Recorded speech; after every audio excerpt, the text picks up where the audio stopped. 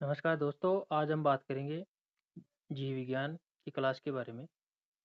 तो हम स्टार्टिंग से बात करेंगे इसके जो मतलब रेलवे के जो भी एग्ज़ाम होंगे, जो रेलवे के जो टेक्नीशियन हो गया, जो एलपी हो गया, ग्रुप डी हो गए और जो कांस्टेबल हो गए, मतलब जो रेलवे के उसमें सभी में जो जीव विज्ञान का जो पोर्शन है ना, वो मतलब लगभग 4-5 क्वेश्चन या 20 क्वेश्चन की जो साइंस आती है उसमें लगभग उनका वेटेज 33% का लगभग रहता है ना।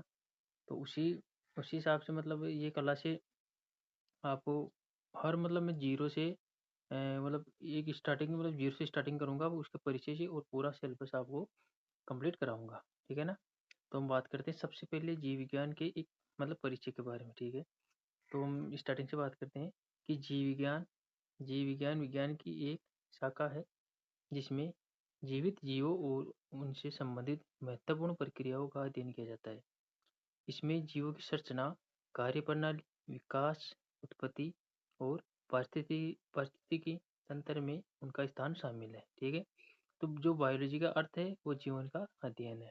ठीक है। सेकंड ऑप्शन की बात करते हैं तो जीव विज्ञान शब्द का प्रयोग लेनमार्क और ट्रेविनस ने 1801 में किया था सबसे पहले। ठीक है।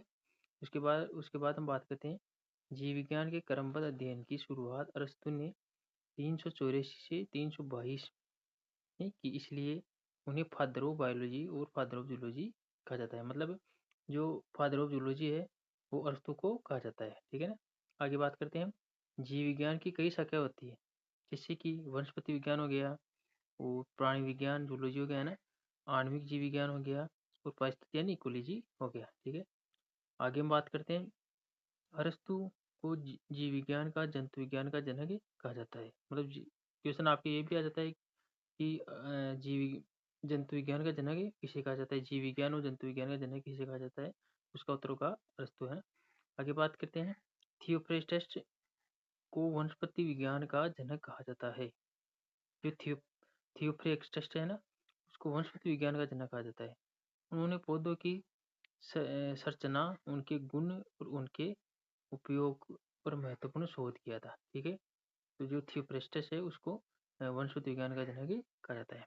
आगे आगे अब आगे देखते हैं हम जीव विज्ञान का वर्गीकरण। ठीक है। जो केरलस लिन जो केरोलस लिनियस को वर्गीकरण के जनक के रूप में जाना जाता है। उन्होंने अपनी पुस्तक सिस्टेमा ने सिस्टेमा नेचुरी जो 1758 में द्विज जगत वर्गीकरण का प्रस्ताव दिया। उन्होंने सभी जीवित जीवों को दो बड़े जगतों में वर्गीकृत किया। जीव जगत जीव जगत को मतलब जंतु जगत और पादप जगत में वर्गीकृत किया। ठीक है। आगे हम बात करते हैं सबसे पहले जंतु जगत की। तो इसमें सभी जंतु शामिल थे जिन्हें चलने फिरने और भोजन ग्रहण करने की क्षमता के आधार पर पहचाना गया। ठीक है। आगे बात करते हैं पादप जगत की। इसमें सभी पौधे शामिल थे जिन्हें प्रकाश संश्लेषण करने और स्थिर रहने की प्रकृति के आधार पर वर्गीकृत किया गया। ठीक है। रॉबर्ट एच जो रॉबर्ट एच व्हिटेकर ने 1969 में जीवों का 5 जगत वर्गीकरण प्रस्तुत किया।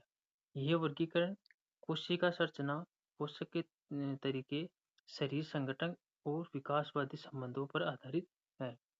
उन्होंने सभी जीवों को 5 जगतों में विभाजित किया। इसमें मतलब जीव जगत, मोनेरा हो गया, प्रोस्टिटा हो गया, कवक हो गया, पादप होगा, जंतु होगा। तो जीव जगत को 5 मतलब 5 जगतों में विभाजित किया है जीव जगत को। ठीक है। तो उसमें मोनेरा हो गया पहला, दूसरा हो गया प्रोस्टिटा हो गया, तीसरा कवच हो गया, चौथा पादप हो गया और पांचवा जंतु हो गया। ठीक है। अब आगे बात करते हैं हम सबसे पहले मोनेरा की। उनको विस्तार से मतलब सभी की बात करेंगे विस्तार से ना। तो मोनेरा की विशेषता है ये एक कोशिकीय और प्रोके प्रोकैरियोटिक कोशिकाओं में नाभिक और झिल्ली बंधक अंगक नहीं होते। मतलब जो एक कोशिकीय होते हैं ना, उनमें उनकी कोशिकाओं में नाभिक और झिल्ली बंधक अंगक नहीं होते। ठीक है। इसमें बैक्टीरिया और साइनोबैक्टीरिया नील हरित शैवाल शामिल है। ठीक है। पोषक पोषण स्वपोषी जैसे प्रकाश संश्लेषण या रासायनिक संश्लेषण या प्रपोषी। ठीक है। उदाहरण उदाहरण है एस्चेरिचिया कोलाई यानी इकोलाई और स्ट्रेप्टोकोकस और साइनोबैक्टीरिया। ठीक है। अब इसके बाद हम बात करते हैं मतलब आगे बात करें प्रोस्टेटा की है ना। तो प्रोस्टेटा की विशेषताएं बात करते हैं। तो एक कोशिका ये भी है ना, और यूकेरियोटिक यानी सच्चा नाभिक और अंग होते हैं इसमें, ठीक है। अधिकांश जलीय होते हैं, जो पौष्टिक है वो अधिकांश मतलब जलीय होते हैं। पोषण, स्वपोषी जैसे शैवाल या परपोषी जैसे प्रोटोजोआ, उदाहरण अमीबा, पैरामीशियम, यूग्लिना और डाइटम, है ना, डाइटम है ना। तो आगे बात करें तीसरे नंबर की, तो जो फंजाई है ना, फंजाई, ठीक है। तो फंजाई की बात कर लेते हैं, तो के बहुकोशिकीय केवल इष्ट एक कोशिकीय होता है और यूकेरियोटिक कोशिका भित्ति साइटिक से बनी होती है। मर्त या सड़ते हुए पदार्थों से पोषक तत्व लेते हैं। सेप्रोफाइटिक पोषक, मतलब सेप्रोफाइटिक है ना, पोषक जो परपोषी है ना, सेप्रोफाइटिक है परजीवी। उदाहरण है इसके, जो ईस्ट है, मशरूम है, राइजोपस है, ब्रेड मोल्ड है ना, ठीक है। आगे बात करते हैं प्लांटी। जो प्लांटी की बात करते हैं विशेषताएं, बहुकोश के मल्टी सेल्यूलर, मतलब जो बहुकोश के है ना, और यूकेरियोटिक है ना, कोशिका भित्ति सेलुलोज से बनी होती है। प्रकाश संश्लेषण के माध्यम से भोजन बनाते हैं, ठीक है।